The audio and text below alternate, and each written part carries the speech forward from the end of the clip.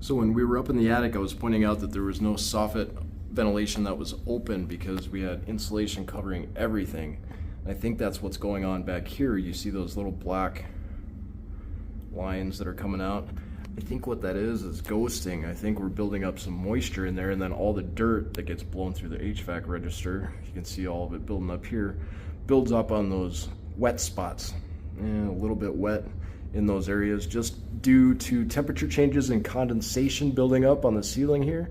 This dirt is going to go and collect in those wet areas and then just kind of stain the ceiling in these areas. So I believe this is what we call ghosting. If I pull out my thermal camera, I might be able to get a better look at this.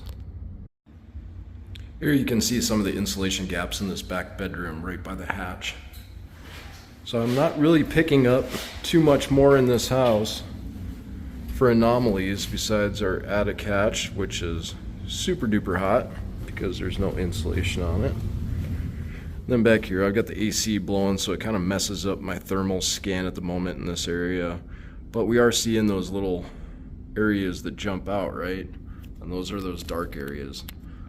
The warmer spots on the ceiling that are showing up in the thermal are the darker spots on the ceiling. So it's getting hot up in the attic. There's no insulation on top of it, likely because the soffit ventilation might have blown the insulation out of the way. So you get 70 degrees on the inside, 150 up in the attic.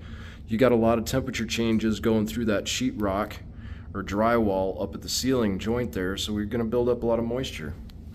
That's what happened.